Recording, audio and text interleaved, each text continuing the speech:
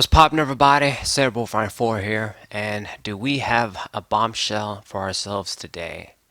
I'm obviously going to be talking about the Pokemon Direct that aired a few hours ago, I suppose, in my country anyway.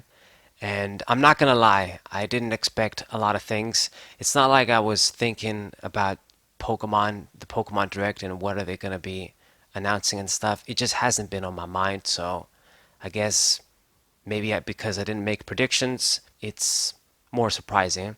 But I'll admit, the Mystery Dungeon remake, that was a pleasant surprise. It's just my luck too, because I've played the original game recently, actually, the Blue Mystery Dungeon on DS again, from start to finish.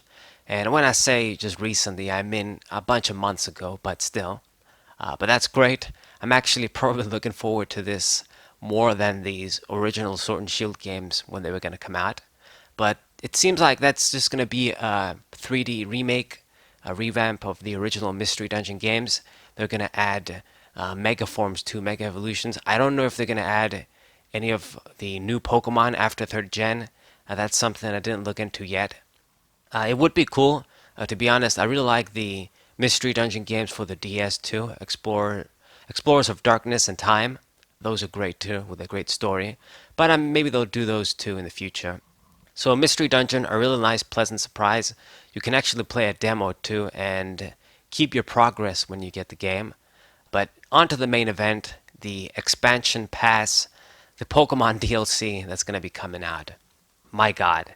It's actually kind of funny, like in the direct, Junichi Masuda states that, yeah, this is the first time we're doing something like this. Usually what we do is we create our third version of a game that's pretty much almost the same with additional content. And they're just now doing the whole DLC thing. So, it's sometimes, it's like Jim Sterling says, it's like Nintendo is playing catch up with a lot of things. I mean, okay, so you're finally catching up to everyone else with DLC for Pokemon. If only we got the Battle Frontier 2 as DLC in ORAS. Anyway, so I wasn't expecting that at all, to be honest. I thought that, they were probably going to do a new version after the DP remix or something, or if not, they were going to do a sequel. And no matter what they did, like even if they didn't do anything like with X and Y that didn't get a third version, I didn't think we were going to get DLC and stuff. I really didn't think so.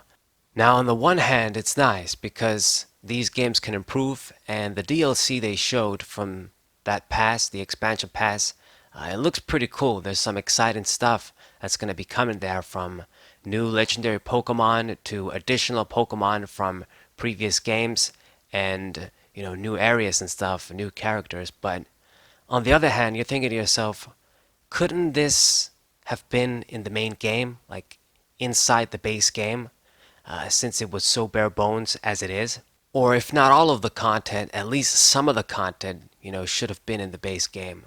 Now, don't get me wrong, I don't want people to think that I feel like I'm entitled to free DLC, but it depends on context. Like, for example, one of my favorite games, Bloodborne, I always bring it up.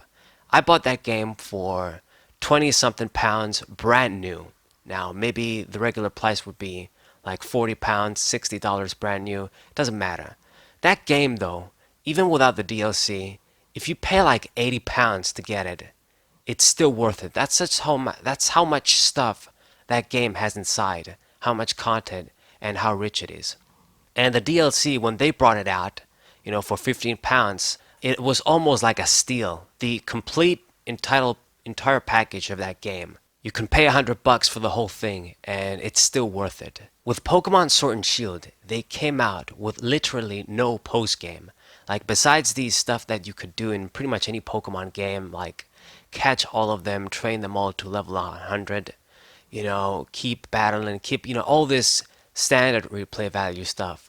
There isn't really any post game on the level of Diamond and Pearl, on the level of the Battle Frontier in Pokemon Emerald, Black and White 2, Heart Gold, Soul Silver, none of that. And they're bringing this stuff right now in a pass, 200 new Pokemon. That's cool. Maybe it's going to include a lot of my favorites that didn't make it, but dude, it's like everyone said that some people that predicted that they'll be bringing the new Pokemon as DLC, and we got to pay for it. And to be honest, I didn't expect them to do that. I thought, hey, you know what? They're not bringing the Pokemon, they're not doing what they got to do, but I don't think they'll step as low as to bring the Pokemon as DLC.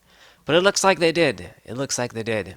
So the DLC is $29.99 for dollars, $30 and 27 pounds, which is always way more than dollars if you convert it.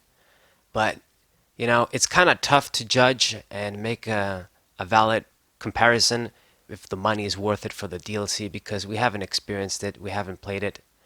I don't think that they would charge this much and not really give people good stuff. Usually Nintendo is good when it comes to DLC and content. However, I still think that a lot of the stuff here, like the extra Pokemon, the 200 Pokemon from previous games, it's just stuff that should have been in the base game at the very least.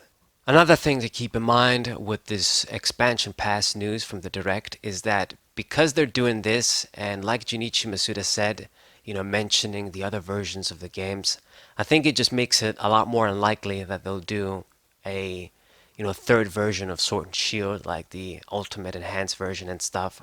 I don't think they'll do that. So I guess for people that want to experience the Galar region, the Sword and Shield games, I guess the 8th generation of Pokemon, even if you think the Sword and Shield games are mediocre, I guess it's gonna be the only way. You gotta get them, and get the DLC too for the ultimate experience. I'm not sure if they're gonna do any more DLC on top of these two that they announced, and maybe that's a good thing. Maybe that's the future of how they'll be releasing Pokemon games. The bare bones part for the base game is not good, but it's good that they're doing DLC as opposed to another version, I suppose, an extra version, a third version.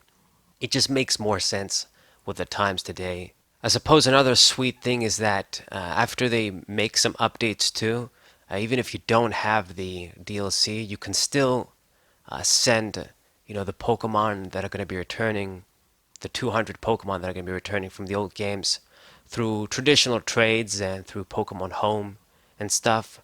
So I guess that's something. It makes the base Sword and Shield games slightly better, even without the DLC. But it doesn't really convince me. I mean, I'll admit, a lot of the legendary Pokemon they showed in some stuff, looks cool, but I don't know. Maybe after I see reviews, after I see what the final product is going to be with the DLC and what you're actually getting for the money, then maybe I can say that Sword and Shield are now worth it.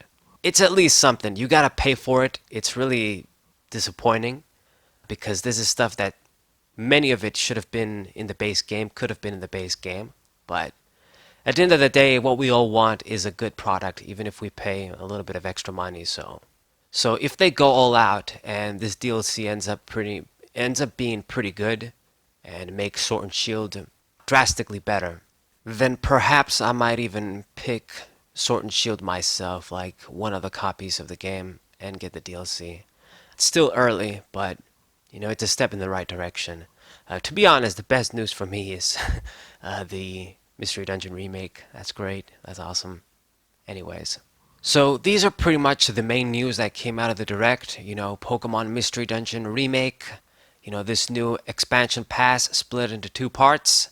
Between those, you get new areas, 2 new areas, 200 new Pokemon, a few legendaries that look cool. I mean, one of the legendaries, they're basically giving it to you again, which is annoying. New clothes for customization and stuff, new characters, and that's it. Standard stuff for Pokemon DLC, I suppose. So these are my thoughts for the Pokemon Direct. No DP remake stuff just yet. I think it's a little early. Wait a little bit longer. Usually what happens is it's 6 months after the previous Pokemon game came out. So after 6 months since the release of Sword and Shield, then we'll probably get some sort of announcement about DP remakes or the next Pokemon game. So that's all the news. Hope you guys enjoyed. Hope you guys subscribe, leave a like, share this video with your friends. Tell me what you guys think in the comments, if you agree, if you disagree. I know a lot of people think I'm a hater for the new Pokemon games and stuff, but I just can't help but be strict and compare them with the best games of the past.